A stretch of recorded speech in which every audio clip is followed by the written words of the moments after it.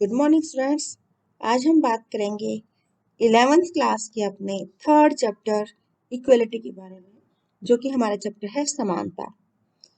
समानता की हम डिस्कस करेंगे यहाँ पर एमसीक्यू। फर्स्ट क्वेश्चन को देखते हैं। समानता एक महत्वपूर्ण अवधारणा के रूप में कब अस्तित्व में आई? यानी कि समानता के ऊपर सबसे ज्यादा फोकस कब किया गया? देखिएगा, सबसे पहले हम इसके रीजन को जानते हैं कि आखिर समानता कब से शुरू की गई, समानता की डिमांड रखनी शुरू की गई। फ्रांस में राजा थे और फ्रांसीसी लोगों ने राजा के खिलाफ आवाज उठाई, वही आपकी फ्रांसीसी क्रांति थी। और ये जो फ्रांसीसी क्रांति हुई थी, ये हुई थी 1789 से लेकर 99 तक। जैसे फ्रांस में क्रांति हुई है, ऐसे ही अमेरिका ने भी आजादी के लिए अपनी लड़ाई लड़ी थी और अमेरिका का स्वतंत्रता संग्राम हुआ था 1775 से लेकर के 1783 तक। अब ये देखो, दोनों ही जो चीजें हैं, फ्रांस में भी और अमेरिका में भी क्रांति हुई है 1700 और 1800 के बीच में।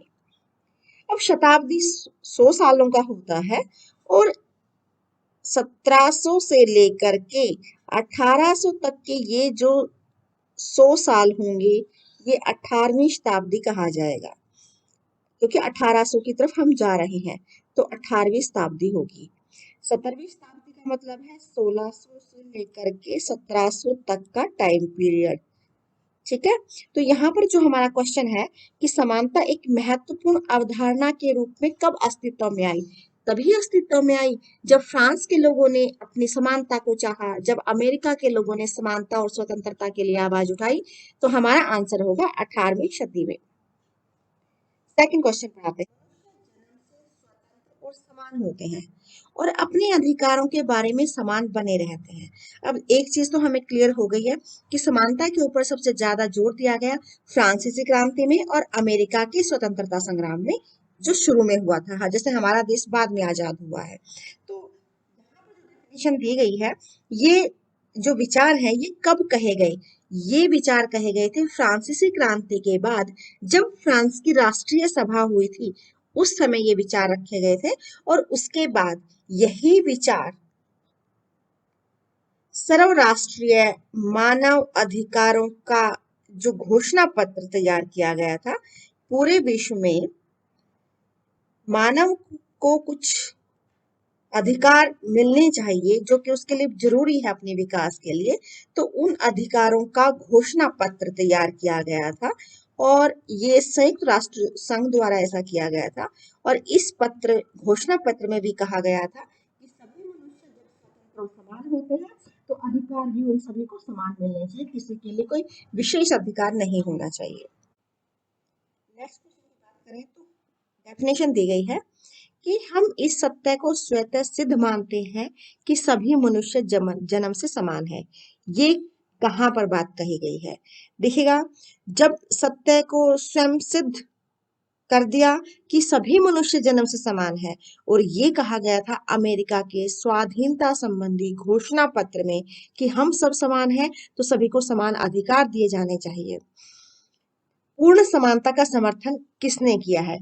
पूर्ण समानता यानी कि प्राकृतिक समानता, कि सभी मनुष्य समान होने चाहिए, किसी प्रकार का कोई भेदभाव नहीं होना चाहिए, क्योंकि मनुष्य जन्म से समान है। ये पूर्ण समानता का समर्थन किया है लॉक, रूसो, वॉल्टेयर, इन तीनों ने ही समर्थन किया है। तो हमारा आंसर होगा उपरोक्त सभी। पूर्ण समानता के बारे में यहाँ पर हम थोड़ा सा और बात कर लेते हैं। पूर्ण समानता अगर दे दी जाएगी तो ये नकारात्मक पक्ष होगा, क्योंकि जहां पर हमने स्वतंत्रता में भी बात की थी कि अगर पूरी तरीके से स्वतंत्र दे दिया गया, कोई भी बंधन उसके ऊपर नहीं होगा, तो ये नकारात्मक होगा, नेगेटिव पॉइंट हो जाएगा। ऐसे ही पूर्ण रूप से समानता दे दी गई तो ये नकारात्मक स्वतंत्रता को शो करेगा, जिसके समर्थक लॉक, रूसो, वोल्टेयर तीनों ही रहे हैं। तो हमारा ऑप्शन डी रहेगा। नेक्स्ट बात करते हैं। जहां तक मान मर्यादा और अधिकारों का प्रश्न है, सभी व्यक्ति जन्म से ही स्वतंत्र और समान है। यह घोषणा किस में की गई थी? अभी एक विचार यहाँ ऊपर किया था हमने कि सभी मनुष्य जन्म से समान है। देखिए, अगर सभी मनुष्य जन्म से समान है, ये तो कहा गया था अमेरिका के स्वाधीनता संबंधी घोषणा पत्र में, लेकिन जन्म से ही स्वतंत्र और समान है, ये कहा गया था फ्रांस की राष्ट्रीय सभा में। नेक्स्ट क्वेश्चन पर आते हैं। समानता का अर्थ प्रत्येक नागरिक को समान वेतन देना नहीं है, बल्कि उसका अर्थ तो सभी नागरिकों को बिना किसी भेदभाव के अपना विकास करने के समान अवसर देना है। यानी कि अगर हम प्रत्येक नागरिक को समान वेतन दे दें, ये सही समानता तो नहीं होगी, क्योंकि एक मजदूर, इंजीनियर या डॉक्टर, तीनों को हम एक जैसी सैलरी तो नहीं दे सकते, तो इसको कैसे समानता कह सकते हैं। बल्कि समान वेतन की बजाय अगर हम उनको विकास के समान अवसर देंगे, कोई भेदभाव के बिना अवसर देंगे समानता के, तो सही अर्थ में यही समानता कहा जाएगा। और ये जो अर्थ होगा समानता का, ये समानता का सकारात्मक अर्थ होगा, और ये माना है समानता का ये सकारात्मक अर्थ बताया है लॉस्के ने। नेक्स्ट क्वेश्चन की बात करते हैं। समानता की विशेषताएं निम्न में से नहीं है। यानी कि यहाँ पर जो चार ऑप्शन दिए गए हैं, चार ऑप्शन में समानता की विशेषताएं 3 मिलेंगी और एक विशेषता नहीं होगी। तो हमें ये निकालना है कि समानता की कौन सी विशेषता नहीं है। विशेषाधिकारों का ना होना, ये तो समानता की विशेषता है। कानून के समक्ष असमानता, यहाँ पर असमानता की बात कर रहे हैं। कानून के समान का समान संरक्षण, कानून सबकी समान रूप से रक्षा करता है। उन्नति और विकास के समान अवसर देता है। तो ये 3 पॉइंट तो समानता से संबंधित है, समानता की विशेषताएं हैं, जबकि ये असमानता को शो करता है। यही हमारा ऑप्शन ठीक होगा। नेक्स्ट क्वेश्चन पर आते हैं। रंग, वंश, जाति, लिंग, पंथ आदि के आधार पर नागरिकों के साथ किसी भी तरह का भेदभाव या पक्षपात नहीं किया जाएगा और सभी लोगों को समान अधिकार दिए जाएंगे। यानी कि कोई भी किसी भी प्रकार का कोई भेदभाव नहीं होगा। अगर सबको ही हम बिल्कुल समान मान लेंगे, तो ये समानता का कैसा अर्थ शो करेगा?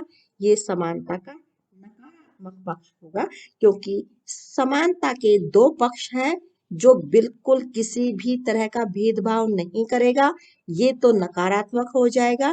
क्योंकि समाज में कुछ ऐसा पक्ष भी होता है जिसको विशेष अधिकारों की जरूरत पड़ती है, जैसे कि विकलांग लोग हैं, या फिर बूढ़े लोग हैं, या फिर कुछ विशेष पिछड़े हुए वर्ग हैं, जिनको ऊपर उठने के लिए कुछ विशेष अधिकार दिए जाते हैं, और वो स्वतंत्रता का सकारात्मक पक्ष होता है।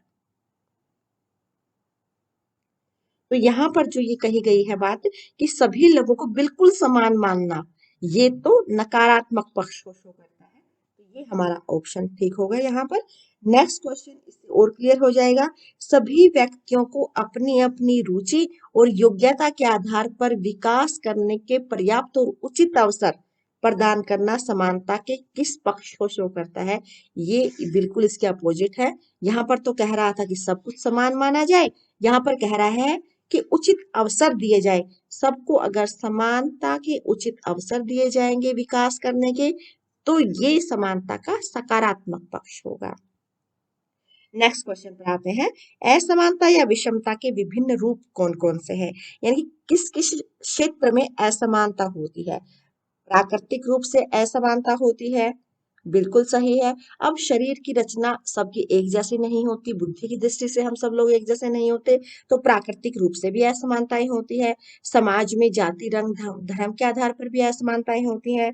नागरिक असमानता भी होती है। तो ये तीनों ही असमानता के रूप हैं। तो हमारा आंसर होगा उपरोक्त सभी। नेक्स्ट क्वेश्चन है। प्राकृतिक असमानता का अर्थ है कि जन्म से सभी व्यक्ति समान नहीं होते। बिल्कुल समान नहीं होते सभी व्यक्ति। किस दृष्टि से समान नहीं होते? बुद्धि में सबकी बुद्धि अलग अलग होती है, कोई ज्यादा बुद्धिमान होता है, किसी में कम बुद्धि की मात्रा होती है। शरीर की रचना में भी एक जैसे नहीं होते, कोई मोटा, पतला, लंबा, छोटा, तो शरीर की रचना भी सबकी अलग अलग होती है। शक्ति में, पावर में भी सब लोग अलग अलग होते हैं। तो हमारा आंसर होगा उपरोक्त सभी। अब बात करते हैं सामाजिक असमानता। सामाजिक असमानता का अर्थ है व्यक्ति के साथ भेदभाव करना। किस आधार पर भेदभाव होता है सामाजिक असमानता में? समाज में जाति के आधार पर असमानता होती है, अलग अलग जाति के लोग होते हैं, अलग अलग धर्म के भी लोग होते हैं, अलग भाषा, अलग लिंग, अलग वंश के लोग होते हैं। तो ये सारी ही असमानताएं होती हैं हमारे समाज में। हमारा आंसर होगा उपरोक्त सभी। नेक्स्ट क्वेश्चन है, सामाजिक समानता का पालन करने का निर्देश संयुक्त राष्ट्र संघ ने मानव अधिकारों के घोषणा पत्र में दिया था। और संयुक्त राष्ट्र का ये घोषणा पत्र था मानव अधिकारों का, ये हुआ था 10 दिसंबर 1948 को। मानव अधिकार दिवस मनाया जाता है हर साल 10 दिसंबर को, ये हमें ध्यान रखना है। नेक्स्ट बात करते हैं, यहाँ महिलाओं को मताधिकार देने के पक्ष में कुछ तर्क दिए गए हैं। नीचे कुछ पॉइंट्स दिए गए हैं कि वोट डालने का अधिकार महिलाओं को दिया जाए या नहीं दिया जाए। इनमें से कौन से तर्क समानता के विचार से संगत है, यानी कि कौन से ऑप्शन समानता को शो करते हैं। देखते हैं ऑप्शन क्या है। सरकार के निर्णय पुरुषों के साथ साथ महिलाओं को भी प्रभावित करते हैं, बिल्कुल प्रभावित करते हैं। इसलिए शासकों के चुनाव में उनका भी मत होना चाहिए, बिल्कुल सही कहा गया है कि समाज का ही अंग है पुरुष भी और महिलाएं भी। इसलिए जब भी शासक का चुनाव हो, इलेक्शन हो, तो दोनों को ही वोट डालने का अधिकार होना चाहिए। नेक्स्ट ऑप्शन में कहता है, महिलाओं से मिलकर आधी दुनिया बनती है, इसलिए उन्हें मताधिकार से वंचित करके लंबे समय तक नहीं रखा जा सकता। बिल्कुल उनको नेग्लेक्ट नहीं कर सकते आप, महिलाओं को अधिकार ही ना दो। थर्ड ऑप्शन है, महिलाओं को मताधिकार न देने से परिवार में मतभेद पैदा हो जाएंगे। ऐसा क्यों भाई? महिलाओं को अगर मत देने का अधिकार नहीं होगा तो परिवार में झगड़े ही होंगे सिर्फ, सरकार भी तो प्रभावित होगी, कैसे समाज विकास कर सकता है? तो ये तो बिल्कुल नेगेटिव पॉइंट है। तो हमारे ऑप्शन ये दो सही है, ए और बी, जो कि हमारे बी ऑप्शन में दिए गए हैं। ए और बी अगर आंसर है तो आपका ऑप्शन बी सही रहेगा क्वेश्चन के अकॉर्डिंग आंसर। नेक्स्ट क्वेश्चन पर आते हैं, प्रत्येक वयस्क नागरिक को मत देने का अधिकार है, यानी कि भारत में जैसे 18 वर्ष से अधिक का व्यक्ति वोट डाल सकता है। ये वाक्य किससे संबंधित है? सकारात्मक कार्रवाई, यहाँ पर कोई अपराध की बात तो हो नहीं रही जो कोई कार्रवाई की जाएगी। अवसर की समानता, कोई अवसर नहीं दिया जा रहा किसी विशेष को, क्योंकि सभी नागरिकों की बात हो रही है जिनकी आयु 18 वर्ष हो चुकी है। ये तो समान अधिकार की अवधारणा है कि पूरे उन सभी लोगों को दिया जाएगा ये अधिकार जो कि योग्य हो गए हैं। तो ये समान अधिकार को शो करता है। हमारा आंसर ऑप्शन सी होगा। नेक्स्ट क्वेश्चन पर आते हैं, नागरिक असमानता का अर्थ है नागरिक अधिकारों का लोगों को समान रूप से प्राप्त न होना। नागरिक असमानता का अर्थ पूछा है कि नागरिक अधिकारों का लोगों को समान रूप से न मिलना। नागरिक असमानता में क्या शामिल है? अब पीछे हम बात कर रहे थे समानता की, क्वेश्चन पूछा गया है असमानता का। तो ऑप्शन देखते हैं, कुछ नागरिकों या समाज से कुछ लोगों को मौलिक अधिकारों या अन्य अधिकारों से वंचित रखना, बिल्कुल असमानता को शो करता है। कानून के सामने सभी नागरिक बराबर ना हो, भेदभाव करेंगे, ये भी असमानता है। नागरिकों के साथ वर्ण, जाति, धर्म और लिंग के आधार पर भेदभाव करना, ये भी असमानता को शो करता है। तो हमारा आंसर होगा, जब तीनों ही असमानता को शो करते हैं, ऑप्शन डी हमारा आंसर होगा। राजनीतिक असमानता में क्या शामिल किया जाता है? राजनीतिक असमानता यानी कि राजनीति में भाग लेने की असमानता, वो किस ऑप्शन में शो होती है? मत देने में भेदभाव किया जा रहा है, सरकारी नौकरी देने में भेदभाव किया जा रहा है, भरपेट भोजन देना, ये तो आर्थिक असमानता को शो करता है। तो हमारा आंसर होगा ऑप्शन डी, जिसमें ए और बी ये दोनों ही हमारे सही हैं। नेक्स्ट क्वेश्चन है, भारत में असमानता को दूर करने के लिए छुआछूत को कब अपराध बनाया गया था? छुआछूत को, अस्पृश्यता को अपराध घोषित कर दिया गया था 1955 में। कानून बन गया था कि छुआछूत एक अपराध होगा। नेक्स्ट क्वेश्चन है कि भारत में 2011 की जनगणना के अनुसार प्रति 1000 पुरुषों पर महिलाओं की संख्या कितनी है। देखिए अगर जनगणना के बारे में जान लेते हैं, भारत में जनगणना हर 10 साल बाद होती है। अभी 2021 में भारत की जनगणना होनी थी, लेकिन कोविड की वजह से ये जनगणना नहीं हो पाई। तो अभी पिछला जो डाटा है हमारे पास 2011 का, उसी में हम जानेंगे क्या समानता और असमानता के बारे में। तो यहाँ पर हमारा जो क्वेश्चन है वो पूछा गया है कि 1000 पुरुषों पर महिलाओं की संख्या कितनी है, और इसको हम बोलते हैं लिंगानुपात। 1000 पुरुषों पर महिलाओं की संख्या को जब देखा जाता है और लिंगानुपात भारत का जो है वो 1000 पुरुषों पर 940 महिलाएं हैं, कि महिलाओं की संख्या भारत में पुरुषों से कम है। वहीं अगर हम राज्यों की बात करें तो केरल में लिंगानुपात सबसे ज्यादा है और सबसे कम लिंगानुपात है हरियाणा में। 1000 पुरुषों पर केवल 877 महिलाएं हैं हरियाणा में। अभी सरकार काफी कोशिश भी की है कि पुरुष और महिला भेदभाव को कम किया जाए, और अभी इस स्थिति में सुधार भी हुआ है। अगली जब हमारी जनगणना होगी तो हमें ये भी क्लियर हो जाएगा कि ये आंकड़ा काफी सुधर भी गया है। नेक्स्ट क्वेश्चन की बात करते हैं। भारत में 2011 की जनगणना के अनुसार पुरुष साक्षरता कितनी है। अभी यहाँ पर जब हम समानता और असमानता की बात कर रहे हैं तो पुरुष और महिलाओं की संख्या की हमने बात की। अब बात करते हैं शिक्षा का स्तर कैसा है, साक्षरता दर कितनी है। पुरुषों की साक्षरता दर भारत में 82.14%, जबकि महिलाओं की जो साक्षरता दर है वो 65.46% है। इसका मतलब पुरुष ज्यादा पढ़े लिखे हैं जबकि महिलाएं कम पढ़ी लिखी हैं। चलिए नेक्स्ट क्वेश्चन में भी आ गया। 2011 की जनगणना के अनुसार महिला साक्षरता यहाँ पर पूछी गई है। अभी हमने बात की कि महिला साक्षरता कम है, 65.46%। नेक्स्ट क्वेश्चन पर आते हैं। भारत के ग्रामीण क्षेत्रों में गरीबी रेखा से नीचे रह रही जनसंख्या का प्रतिशत कितना है। अमीर और गरीब यानी कि इस असमानता पर यह प्रश्न पूछा गया है। ग्रामीण क्षेत्रों में गरीबी रेखा से नीचे रहने वाले लोग 39.9% है। Next question. जिस समाज में धनी और निर्धन है वहां हमेशा स्वामी और सेवक मिलते हैं। स्वामी और नौकर का जो है, धनी और निर्धन जहां पर होंगे स्वामी और नौकर में मिलेंगे, ये कथन किसका है ये पूछा गया है। यहाँ पर हमारा आंसर होगा लास्की। ये कथन लास्की ने कहा है। नेक्स्ट क्वेश्चन है नारीवाद स्त्री पुरुष असमानता के को प्रतिफल मानते हैं। जब स्त्री और पुरुष में ज्यादा असमानता थी तो नारीवाद को बढ़ावा दिया गया, जिसमें नारी के महत्व को उजागर किया गया कि नारी श्रेष्ठ है। ये नारीवाद को बढ़ावा इसलिए मिला क्योंकि पितृसत्ता थी, पिता का ज्यादा होल्ड था, तो नारीवाद पितृसत्ता का प्रतिफल है। नारीवाद एक ऐसा राजनीतिक सिद्धांत है जो किसका पक्षधर है, पुरुष के अधिकारों का या महिलाओं के अधिकारों का। ना तो नारीवाद पुरुष के अधिकारों का समर्थन करता है, ना महिलाओं को ज्यादा अधिकार देने का समर्थन करता है। नारीवाद तो ये कहता है कि महिलाओं को भी पुरुषों के समान अधिकार दिए जाए। तो हमारा आंसर नेक्स्ट क्वेश्चन है आर्थिक असमानता को दूर किया जा सकता है। कैसे हम आर्थिक असमानता को दूर कर सकते हैं, कैसे अमीर और गरीबी का भेदभाव कम कर सकते हैं, कैसे हम ज्यादा आमदनी और कम आमदनी वालों का अंतर दूर कर सकते हैं।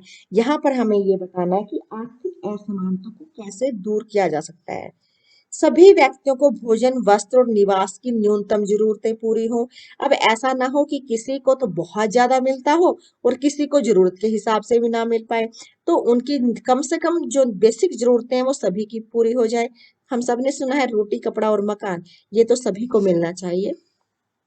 अधिकतम और न्यूनतम आय के बीच का अंतर, किसी की आमदनी हर रोज की 1 लाख रुपए हो और एक व्यक्ति महीने में 1000 रुपए भी ना कमा पाता हो, तो ये इतना बड़ा अंतर नहीं होना चाहिए। तो ये ऑप्शन भी हमारा सही है। शोषण और बेगारी को समाप्त करना, शोषण ना किया जाए किसी का, कोई बेकार ना रहे, तो ये भी हमारी सही है। तीनों ही पॉइंट सही है। तो आर्थिक असमानता को दूर किया जा सकता है इन तीनों ही बातों को अपना करके हम आर्थिक असमानता को दूर कर सकते हैं। नेक्स्ट क्वेश्चन है समानता और स्वतंत्रता को परस्पर विरोधी मानने वाले कौन है। समानता और स्वतंत्रता, एक साथ नहीं मिल सकती। अगर हमने सबको समानता दे दी तो किसी ना किसी की स्वतंत्रता तो छिन जाएगी। अगर हमने सबको कमाने की स्वतंत्रता दे दी तो वो समान नहीं हो पाएंगे। तो इन दोनों को विरोधी बताया है लॉर्ड एक्टन, डी टॉकविले, इन दोनों ने ही बताया है। तो हमारा आंसर होगा ऑप्शन सी। बिल्कुल इस विचार का विरोधी विचार है ये, जो समानता और स्वतंत्रता को एक दूसरे का पूरक मानता है, एक दूसरे का सहयोगी मानता है, कि जहां समानता व्यक्ति का विकास करेगी वैसे ही स्वतंत्रता भी व्यक्ति के विकास में सहयोगी होगी।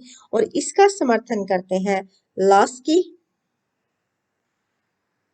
MacIver, Pollard. ये तीनों ही समर्थन करते हैं कि समानता और स्वतंत्रता मिलनी चाहिए। दोनों एक दूसरे को सहयोग करती हैं, दोनों एक दूसरे की पूरक हैं। स्वतंत्रता की समस्या का केवल एक हल है, वह समानता में निहित है। यानी कि स्वतंत्रता अगर हम चाहते हैं तो समानता ही दे दें उसको। ये कथन कहा है पोलार्ड ने। Next question. दक्षिणी अफ्रीका में अश्वेतों के साथ की जाने वाली कानूनी और राजनीतिक असमानता के विरुद्ध लड़ाई लड़ी थी आंग सान सू की ने। अफ्रीका में श्वेत और अश्वेत के बीच जो भेदभाव बहुत ज्यादा था, अश्वेतों के साथ काफी असमानताएं और अपराधी जैसा व्यवहार होता था, और उसके खिलाफ लड़ाई लड़ी थी आंग सान सू की। हमारा आंसर होगा। नेक्स्ट क्वेश्चन है। अमेरिका में 1950 और 1960 के दशक में अमेरिकी नागरिक अधिकार आंदोलन चलाया गया था, और ये अधिकार आंदोलन के नेता थे मार्टिन लूथर किंग जूनियर। ये नेता थे, जबकि Abraham Lincoln, John F Kennedy, George Washington, ये तीनों अमेरिका के राष्ट्रपति रहे हैं, और नागरिक अधिकार आंदोलन के नेता थे मार्टिन लूथर। नेक्स्ट क्वेश्चन है। असमानताओं के कारण कौन सा अस्तित्व में आया। जब भी समाज में असमानताएं होती हैं तो हम ये चाहते हैं कि समाज के प्रत्येक व्यक्ति को समानता मिले, पूरे समाज को मिले। तो ये समाजवाद अस्तित्व में आया असमानताओं के कारण। नेक्स्ट क्वेश्चन है। स्वतंत्रता और समानता एक दूसरे के विरोधी नहीं है, बल्कि एक दूसरे के सहयोगी हैं। क्यों? दोनों लोकतंत्र के आधारभूत सिद्धांत हैं। लोकतंत्र में जनता की भलाई के लिए काम होता है, तो समानता और स्वतंत्रता दोनों ही मिले हुए होते हैं।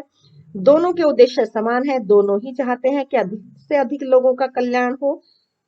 दोनों का विकास एक साथ हुआ है। बिल्कुल फ्रांस और अमेरिका की क्रांति से समानता और स्वतंत्रता निकले हैं। तो हमारा आंसर होगा उपरोक्त सभी। Next and last question. स्वतंत्रता और समानता को परस्पर विरोधी मानते हैं। परस्पर विरोधी मानने वाले जो हैं, व्यक्तिवादी व्यक्ति को बढ़ावा देते हैं, पूंजीवाद को बढ़ावा देते हैं, जबकि अराजकतावादी कहते हैं कि राज्य होना ही नहीं चाहिए। अब राज्य नहीं होगा तो हमें समानता और स्वतंत्रता कौन देगा। तो समानता और स्वतंत्रता के दोनों ही विरोधी हैं, व्यक्तिवादी भी और अराजकतावादी भी। तो हमारा आंसर होगा सी। Thank you.